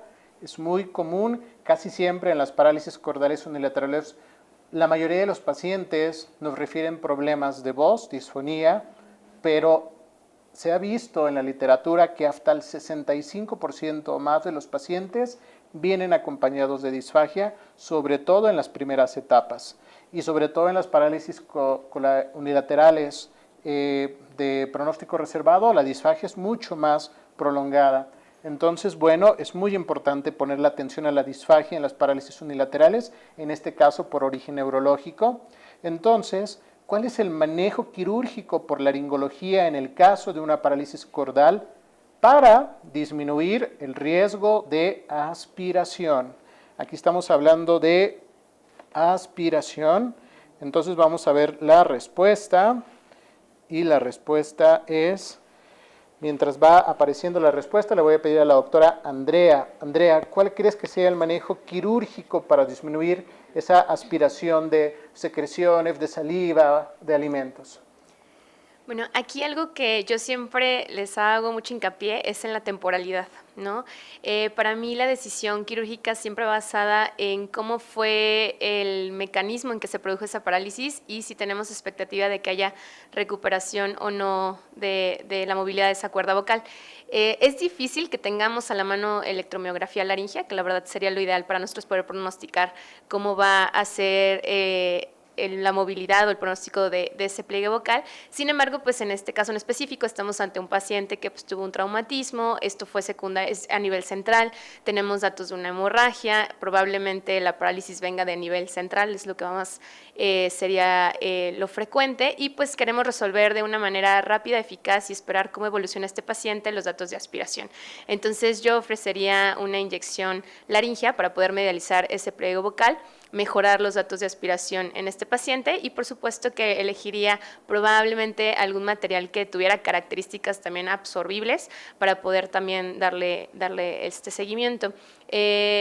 Aquí ponemos la opción de ácido hialurónico hidroxiapatita, pero también carboximetilcelulosa es un ingrediente, la verdad, que me ha funcionado muy bien, que tienen también una duración alrededor de unos 3 a 4 meses y pues también otorga muy buenas características respecto a la fonación del pliegue vocal. Perfecto. Y bueno, aquí también les dejo algunas revisiones sistemáticas enfocadas a los manejos quirúrgicos de la parálisis cordal unilateral. Y bueno, efectivamente estas revisiones sistemáticas nos mencionan obviamente el criterio de la temporalidad y por supuesto lo que mencionaban mis compañeros, cada paciente es único y tenemos que determinar el camino a seguir de manera individual. Entonces ahora le voy a pedir al doctor Fermín que nos explique el manejo quirúrgico, sobre todo porque uno de los tratamientos más frecuentes son las inyecciones. Bueno, me pidió Carlos que si ponía brevemente aquí una explicación. La verdad es que el abordaje para los pliegues vocales pueden ser todos los que ven ahí. Estos esquemitas me gustan porque son muy prácticos, se entienden muy rápido y fácil, en donde al final meter una aguja pues puede ser, como ven arriba a la izquierda, transoral, generalmente en quirófano. Puede ser a la derecha transoral con los pacientes despiertos. Normalmente para todas estas inyecciones, para aumentar volumen, sí es importante poder visualizar los pliegues vocales, a diferencia de inyecciones a lo mejor para otra cosa como toxina botulínica, ¿no? Abajo a la izquierda se puede hacer percutáneo, ya sea a través de membrana cricotiroidea o transcartílago del lado derecho, pero al final mucho de esto también lo han mencionado, pues es lo que uno se siente más cómodo haciendo, porque la realidad es que, digo, me han dicho, oye, pero ¿qué pasa si no tengo experiencia en pacientes despiertos?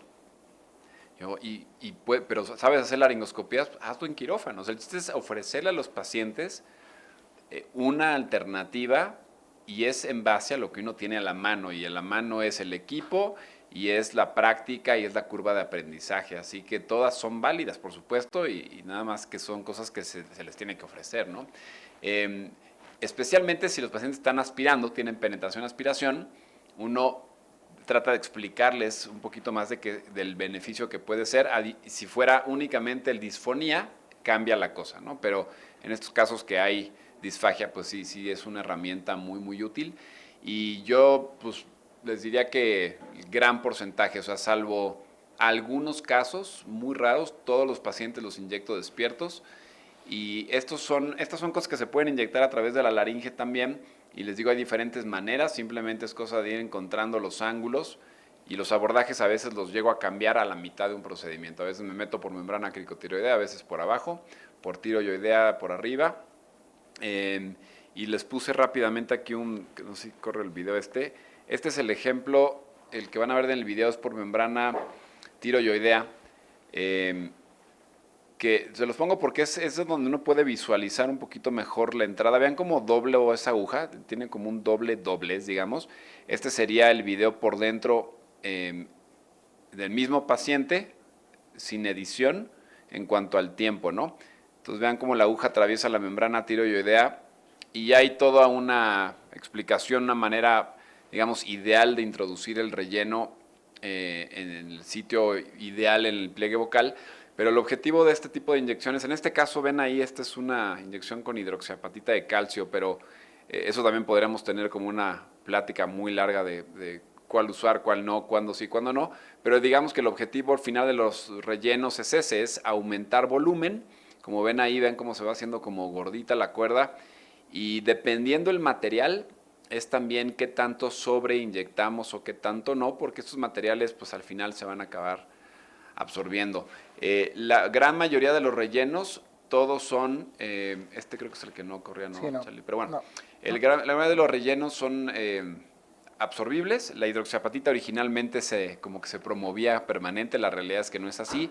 Y ahora está saliendo en Estados Unidos un material de relleno basado en seda que se está promoviendo como permanente.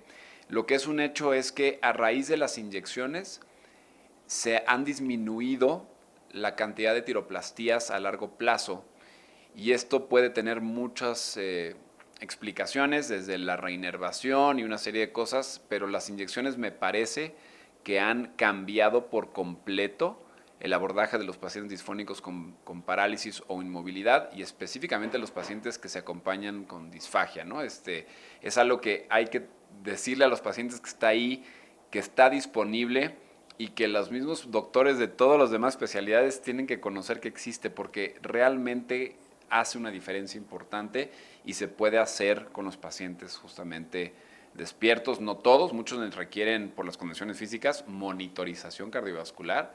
Entonces hay que también decirlo, no todo eso en consultorio, se puede hacer en una sala de endoscopía, monitorizado, en fin, hay muchas maneras de hacerlo, pero a los que nos gusta la laringe es una cosa increíble, ¿no? Sí, es lo mejor que hay.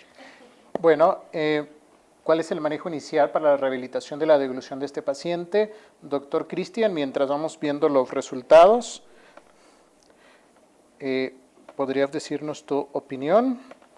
En pacientes neurológicos, dependiendo del estado de despierto y de conciencia de la persona y el entendimiento que puedan llegar a tener, va a depender de lo que tengamos que hacer. En algunos pacientes podemos utilizar manejo de consistencias, justamente, para empezar a mejorar y mantener la alimentación por vía oral. En algunos otros tenemos que hacer maniobras posturales. Cuando ya tengo un paciente que tiene penetración y aspiración y no está habilitada la vía oral, pues tenemos que buscar estrategias de incremento sensorial en ocasiones, empezar a generar activación de grupos musculares para empezar a generar patrones de movimiento y podemos utilizar electroestimulación en deglución, se puede. De igual forma, no es panacea, no es que todos los pacientes tengan que tener electroestimulación de deglución, y también dentro de la electroestimulación pues tendríamos que seleccionar incluso qué tipo de corriente voy a utilizar. O sea, todos estamos, y la mayoría del médico foniatra y de las personas que ofrecen electroestimulación de deglución están casados con cierta marca, porque es la marca que está aquí en México. Sin embargo, hay equipos de electroestimulación que nosotros, sabiendo los parámetros de frecuencia de la corriente eléctrica, el amperaje que necesitamos, el montaje que necesitamos y las unidades de corriente que tenemos que ofrecer, podemos utilizar desde una corriente TENS para mejorar sensibilidad a lo mejor, o podría utilizar una corriente EMS, que es la corriente que más frecuentemente se utiliza en los equipos de electroestimulación para deglución. Pero todo va a depender de cuáles sean las características del paciente. Si requiero un aumento de volumen de masa muscular, o quiero generar una facilitación sensorial para empezar la deglución, o quiero mejorar la fuerza de contracción al momento de la deglución. Entonces, de ahí que tendríamos que seleccionar la frecuencia de estímulo, que habitualmente los equipos de electroestimulación que son programables, tendríamos que seleccionar entre una frecuencia de estimulación entre 80 y 150 Hz de electroestimulación, y posteriormente empezar a seleccionar el voltaje, bueno, el amperaje que nosotros quisiéramos llegar a pasar. Todas estas pueden ser válidas dependiendo del paciente, ¿ok? Dependiendo del estado de alerta de esa persona y dependiendo de qué tanto puedan cooperar realmente. Y de ahí el juicio clínico que todos debemos de tener. De igual manera, está la electroestimulación percutánea, tenemos la estimulación eléctrica directa, la estimulación magnética transcranial, o sea, tenemos un arsenal grande de herramientas que pudiéramos llegar a utilizar. Incluso ya ahorita está muy en boga la electroestimulación intrafaringea. Entonces, todo eso, sabiéndolo utilizar y sabiendo por qué voy a utilizar corriente, o sea, tendremos que pensar, ¿no? O por qué el manejo de postura o manejo de consistencias, y siempre el manejo nutricional es el que nos va a dar mucho éxito. Si yo estoy poniendo un programa de trabajo en una persona desnutrida, lo voy a desnutrir más. Y eso pasa frecuentemente y mucho más en población pediátrica, en que se ponen programas motores para empezar a estimular deglución y no alcanzo las metas de aporte calórico y el paciente se desnutre. Entonces, eso pasa también mucho en el adulto mayor. En el adulto mayor que tiene sarcopenia, si yo lo pongo a hacer una actividad motora para deglución de forma constante, voy a generar mayor sarcopenia que el beneficio que le voy a dar con una actividad. Entonces, son cosas que tenemos que mantener en vista para pensarnos qué vamos a hacer. Sí. Efectivamente, todas las respuestas son correctas dependiendo del paciente, las características del paciente. Y bueno, algo muy importante en este caso pues es iniciar con la rehabilitación. Por supuesto que nos va a beneficiar el problema de la voz, pero en este caso nos va a ayudar también para disminuir la penetración y la aspiración. Y bueno, lo que les mencionaba el doctor Cristian, ¿cuáles son los tratamientos actuales para la estimulación central de la deglución? Entonces, los tratamientos actuales enfocados para la estimulación central de la deglución son todos estos: la estimulación eléctrica faríngea de la deglución, que es PES en inglés, la estimulación transcranial directa de la deglución, que es la TDSS, y la estimulación magnética transcranial de la deglución. Los dos últimos, la TMS y la TDSS, son estudios que ya se hacen en México, que ya hay algunos grupos que empiezan a hacer esta estimulación, principalmente se hacen en psiquiatría y últimamente se han hecho más en la rehabilitación y foniatría. Y la estimulación eléctrica faríngea apenas ingresó en Estados Unidos el año pasado, es un protocolo que se inició en Europa y se estimula a través de un catéter la faringe, es invasivo y también se puede estimular la deglución. Entonces, los tres son el futuro de la estimulación central de la deglución. Y bueno, ya aquí está lo que les mencionaba. Son neuroestimulaciones periféricas, neuroestimulaciones centrales, aquí están. La estimulación eléctrica faríngea se considera también como central y se pueden hacer estimulaciones combinadas. Entonces, el último caso, que es muy rápido, es un paciente masculino que presenta fatiga a la succión con presencia de sensación de tos y ahogamiento para líquidos, tiene 5 meses y el antecedente de importancia es que tiene una sospecha clínica de secuencia de Pierre-Robin. Este paciente en el primer mes de vida le hicieron traqueostomía, le hicieron gastrostomía y le hicieron funduplicatura. Generalmente vienen estos tres en paquete, en muchos de los hospitales se los hacen. Entonces, doctora Andrea, ¿cuál es el manejo quirúrgico de una disfagia orofaringea a nivel pediátrico? Mientras vemos las respuestas. Bueno, quiero comentar ahí una opción que viene, que por ejemplo tiroplastía.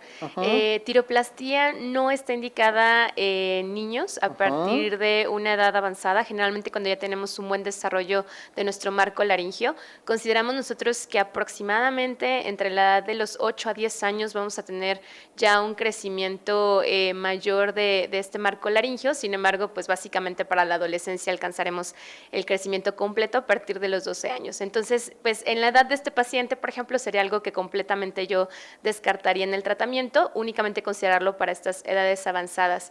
En el caso en que nuestra disfagia orofaringea, como en el caso previo, fuera por una parálisis de los pliegues vocales, aquí nosotros sí intervenimos como laringólogos, podemos hacer igualmente inyecciones, generalmente también nos vamos por algo que no sea tan invasivo para un paciente pediátrico, específicamente en edades como escolares, lactantes o recién nacidos.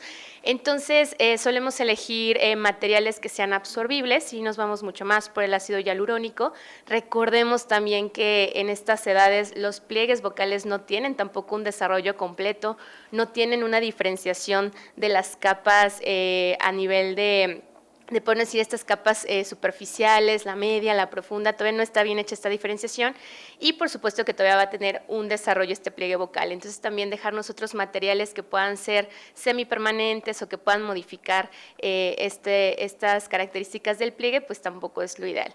Y pues siempre valoramos también características asociadas de los pacientes, ¿no? Pacientes que tenemos neurológicos, con patologías cardíacas, pacientes en los que vemos un deterioro en el neurodesarrollo, pues muchas veces las intervenciones que hacemos a nivel laringio no son suficientes y tenemos que otorgar rápidamente algo que pueda complementar, como es el caso de este paciente, un manejo que nos ayude en cuanto a la disfagia, la aspiración, la penetración y por supuesto mucho trastorno respiratorio que va a ir acompañado en este tipo de pacientes, porque recordemos que también pacientes en edades muy pequeñas, como son los recién nacidos y los lactantes, pues generalmente van a tener acompañado algún trastorno respiratorio junto con la alimentación, ¿no? Entonces, la traqueostomía es una excelente opción para estas edades. Nosotros podemos ofrecer tener esta canalización de secreciones, una buena respiración, poder hacer limpiezas efectivas, que el paciente mejore la parte de la aspiración, en lo que tenemos un adecuado desarrollo, ganamos mayor también crecimiento, peso, desarrollo neurológico y después poder nosotros pensar si tiene alguno de estos trastornos laringios, qué intervención podría ser la conveniente para él. Muchas gracias. Y bueno, como mensaje es recordar que si hacemos gastrostomía, viene acompañado de disfagia y tenemos que hacer rehabilitación. Entonces, doctor Cristian, ¿cuál es el manejo de la rehabilitación para acelerar el proceso en los casos de los pacientes que ya se puede realizar destete de la traqueostomía? Mientras vemos las respuestas. Interesantes las preguntas. No es cierto. Paso número 1, pues sí, empezar a ver qué habilidades tiene para la alimentación una persona y a la par, si ya no corre riesgo de aspiración, justamente empezar a colocar válvulas fonatorias. Algo que es bien importante cuando nos estamos empezando a pensar en el protocolo de canulación de una persona es ver el patrón respiratorio que tiene la persona. Si es un patrón anómalo, primero se tendría que trabajar el patrón respiratorio, favorecer a que sea tóraco-abdominal o abdominal, dependiendo de la persona. Hay diferentes técnicas, está la técnica de Roth, justamente como para intentar incrementar un poco la sensibilidad abdominal para generar un patrón. Está la expiración prolongada, tos asistida, la expiración rápida, asistida también, que nos ayudan a mejorar la expansión de la parte inferior de la caja torácica para mejorar la inspiración en los pacientes y empezar a mejorar el patrón respiratorio. Aunado a ello, se empiezan a trabajar actividades para mejorar sensibilidad cuando hay dificultades en sensibilidad. Muchos niños que tienen secuencias llegan a tener alteraciones en tallo cerebral que condicionan alteraciones en la percepción y pueden ser niños que tengamos alteración en el desarrollo de el reflejo de búsqueda y succión. Y de igual forma estos reflejos de protección laringea. Entonces, pues todo ello se tendría que empezar a trabajar desde técnicas de incremento sensorial que recomendable siempre igual, como en cualquiera, hay que ver qué tengo que utilizar. No todo es PIOMI, no todo es Fusile, realmente, o sea, para todos los que están formados en Fusile y PIOMI, no todo es Fusile ni PIOMI, ¿sale? Y eso es bien importante y más en etapas muy tempranas. Son abordajes bastante agresivos y que no tienen en mente las habilidades de la persona. Entonces, es algo bien importante. Las praxias orofaciales, pues realmente, o sea, pues no. Las válvulas de habla y deglución realmente nos ayudan mucho para empezar a entrenar a la persona para tener un patrón respiratorio adecuado y de igual forma para coordinar. Entonces nos va a ayudar a coordinar la fonación, también eso eventualmente para la tos nos va a ayudar muchísimo porque también va a ayudar a mejorar la sensibilidad laríngea. Entonces si yo ya tengo un paciente que puede empezar a meter aire a través de la nariz, pues vamos a generar esa sensación del aire frío sobre la laringe y va a ayudar eventualmente a mejorar la sensibilidad. Y aunado a ello vamos a poder mejorar el reflejo de tos que nos va a ayudar a proteger un poco más la laringe. Bueno, esta es la última pregunta. Muchas gracias, doctor Cristian. En México necesitamos más disponibilidad de válvulas de habla y deglución a nivel público, a nivel privado. Es muy difícil conseguirlas en México. Esta es una marca en específico, es sumamente difícil conseguirla en México. Entonces, bueno, cada vez necesitamos más disponibilidad de estos dispositivos para ayudar a la rehabilitación de la deglución y del habla de los pacientes pediátricos con traqueostomía en este caso. Y bueno, finalizando, pues mañana es el Día Mundial de la Disfagia y los invitamos a participar en unos eventos de la Sociedad Latinoamericana de Disfagia. Aquí nos pueden seguir en redes sociales, en Facebook e Instagram. Mañana tenemos, por primera vez, se unen todas las asociaciones internacionales de disfagia, la de Estados Unidos, la de Europa, la de Japón, la de Latinoamérica, y formamos la Coalición Mundial de la Disfagia. Entonces es un evento muy temprano mañana por el horario de Japón. Es a las 7 de la mañana Ciudad de México, de 7 a 8 de la mañana. Ustedes pueden encontrar el link de acceso en las redes sociales de la Sociedad Latinoamericana de Disfagia o con un servidor.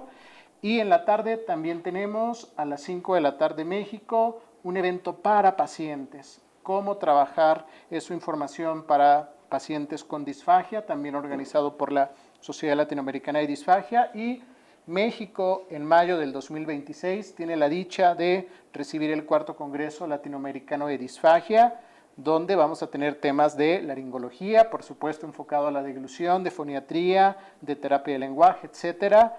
Y bueno, están cordialmente invitados para que vayan apartando la fecha en mayo del 2026. Y también, pues, recordar como mensaje final, la deglución tiene que trabajarse de manera multidisciplinaria e interdisciplinaria. Si se dieron cuenta, los 4 casos eran casos complejos, eran casos difíciles, y no puedo trabajar solo, tengo que trabajar en conjunto. Ese es el mensaje. Quiero agradecer a más de las 200 personas que están conectadas de manera online de diferentes estados de la República y de varios países que nos están acompañando. Muchísimas gracias por conectarse. Y nuevamente agradezco a la doctora Laura Gutiérrez, gracias por la oportunidad y por apoyarnos desde la ANCAOF. Doctor Francisco Sáinez, gracias por la oportunidad y por recibirnos aquí en la Sociedad Mexicana de Otorrino. Pues muchísimas gracias a todos mis compañeros, doctor Garly, doctor Fermín, doctor Andrea, doctor Cristian, gracias por acompañarnos y por su retroalimentación. Y pues gracias a todos los que vinieron de manera presencial y de manera online. Muchísimas gracias y bueno, pasamos al doctor Sáinez la palabra. Bueno, pongo por acá. Muchísimas gracias a todos los que nos hicieron favor de conectarse. Justo como decía el doctor Manzano, tuvimos más de 200 conectados de diversas partes de la República, incluso fuera del país, lo cual nos da muchísimo gusto que nos hayan acompañado y esperemos que les haya gustado esta sesión, que además fue interactiva y que además les permitió ver a ustedes también cómo van en sus conocimientos sobre disfagia. No me queda más que agradecer, por supuesto, a la doctora Laura Gutiérrez, presidenta del AMCAOF, al doctor Carlos Manzano por ser coordinador de esta sesión y por supuesto a todos nuestros ponentes, al doctor Fermín Subiaur, a la doctora Andrea Orozco por parte de la Sociedad Mexicana de Otorrinolaringología, al doctor Cristian Aarón Mejía y al doctor Garly Gutiérrez por acompañarnos en la parte de foniatría y radiología e imagen.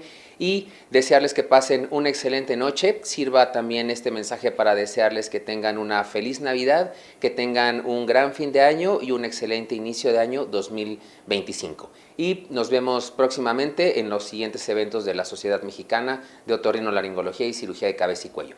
Muchísimas gracias y buenas noches.